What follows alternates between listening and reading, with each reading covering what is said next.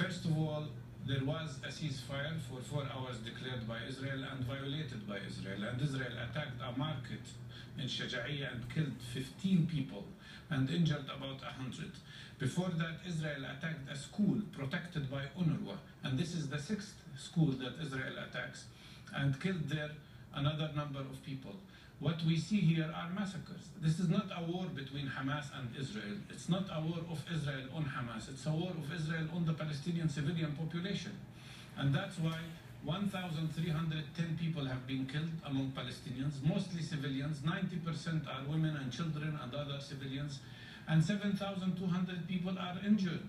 On the Israeli side, it's mainly Israeli soldiers that are killed who are invading Gaza.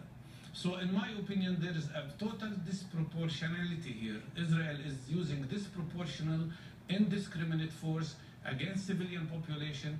There is no justification for these massacres that are happening inside Gaza. And by the way, I am part of the talks with the other groups in Palestine. Hamas agreed on a ceasefire. It was Israel that rejected the offer to have 24 hours ceasefire. It was Mr. Netanyahu that announced that he does not want ceasefire and he wants to proceed with his operation. Dr. Barghouti, you can understand the frustration from those outside that watch the situation unfold, and we do recognize the fact that there have been far more casualties on the Palestinian side than there have been on the Israeli. We absolutely see that. Our frustration is, though, is when both sides point the finger at the other and say, the ceasefire, they did it, they did it, they did it. Each side is saying that. At some point, somebody has to blink. At what point do you think there will be a calm, or do you believe there won't be, that when a real work towards a ceasefire can happen?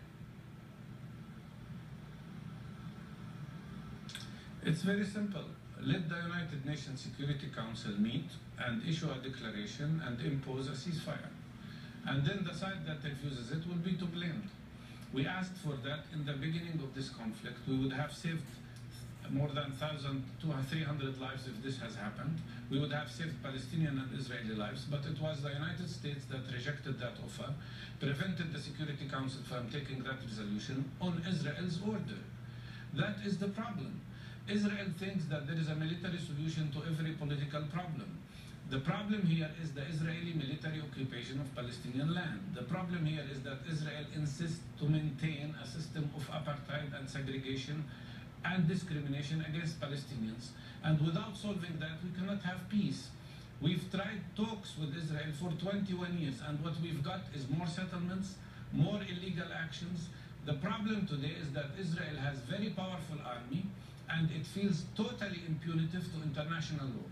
And we are finding ourselves obliged to go to the International Criminal Court very soon, because we cannot live with these massacres against our civilian population. Dr. Barghouti, and again, I think it's probably fruitless to get into a discussion of who violated which ceasefire request when, because Cairo and Egypt put forth a plan. Hamas did reject that. Let's leave that aside for a moment. I want to ask you, you mentioned the UN facility that Israel perhaps hit, killing 19 people. We pressed an Israeli official on that a few minutes ago. I want to ask about another UN facility right now, because the United Nations says that they found munitions stored in a United Nations school inside Gaza, whether they were Hamas weapons or Islamic Jihad weapons. There were weapons there, rockets. Do you think that that is a violation of international law, and do you approve of Hamas perhaps keeping these weapons in these facilities? Of course not. That's a mistake, and it should not have happened. That's a violation, but that does not provide any justification to killing people inside shelters. You see, the whole sector of Gaza is only 140 square miles. The Israeli army has declared half of it already unsafe zones, and anybody who dares to go there will be shelled at.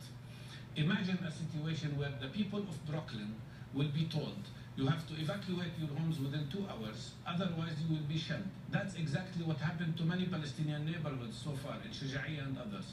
That left the whole population of Gaza, of 1.8 million people, with only 70 square miles where they are clustered.